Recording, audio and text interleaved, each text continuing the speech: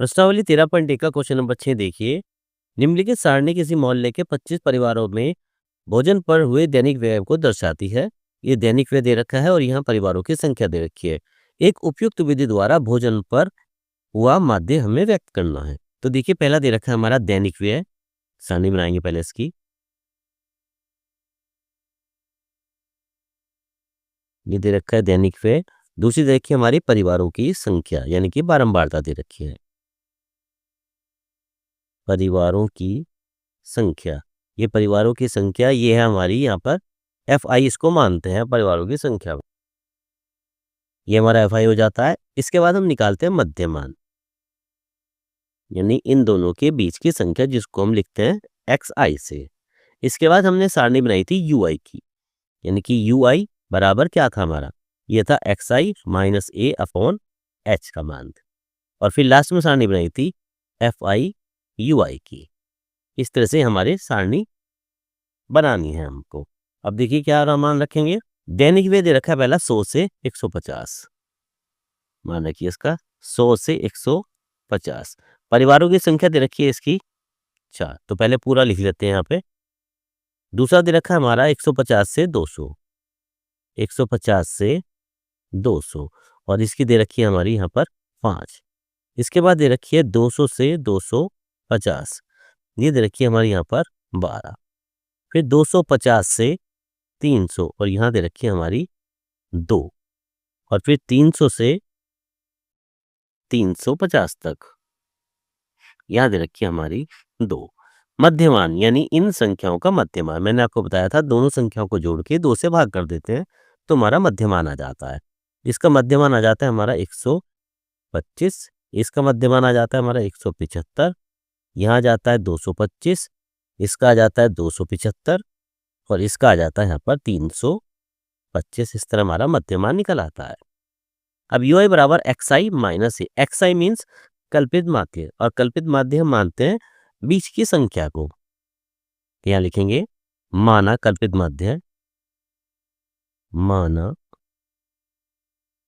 कल्पित माध्य ए बराबर, किसको कल्पित माध्य माने, किसी को मान देते हैं, कोशिश करते हैं बीच में संख्या होनी चाहिए।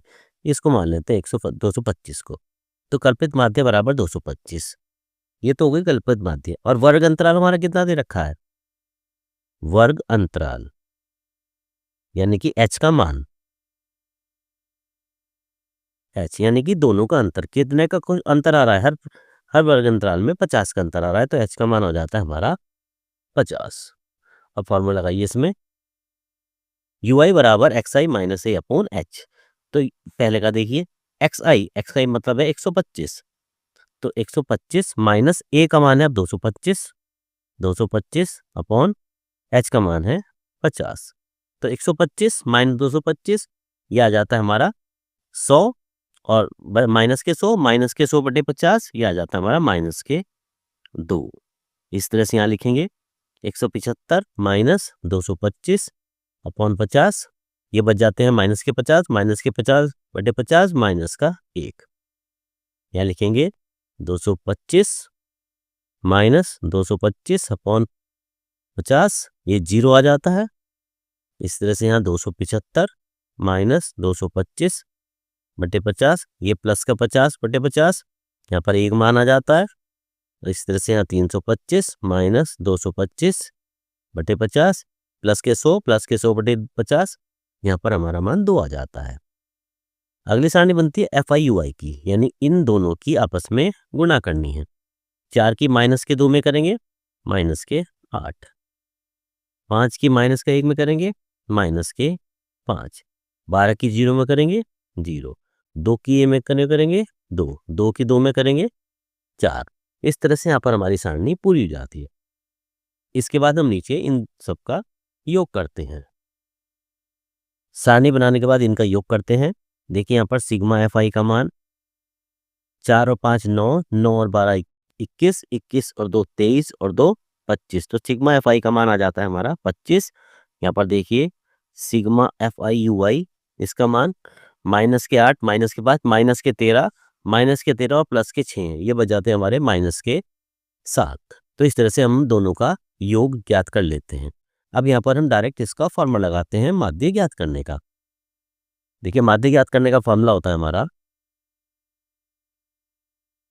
माध्य x बराबर, ये फॉर्मूला होता है हमारा a plus H into sigma F I U I upon sigma F आई। मान रख दीजिए a का मान, a हमने माना था कल्पित माध्य 225 प्लस h का मान था हमारा 50 into sigma F I U I का मान आया था माइनस के साथ अपॉन सिग्मा एफ आई का मान आया था हमारा 25। अब देखिए 25 से काटिए, 25 दूनी 50, तो क्या आ जाता है हमारा 225 प्लस 2 गुना माइनस के साथ, तो हो जाता है 225 प्लस माइनस, माइनस होते हैं 2 सत्ते 14, और 225 में से जब हम 14 माइनस करते हैं तो हो जाता है हमारा 211, तो प्लस के 211 हमारे बच जाते हैं। यही हमारा यहाँ पर आंसर आ जाता है। तो दैनिक माध्य जो व्यय खर्च हुआ है वो हमारे 211 रुपये इसके खर्च हुए हैं। तो इस तरह से हमारा यहाँ प्रश्न नंबर 6 खत्म हो जाता है।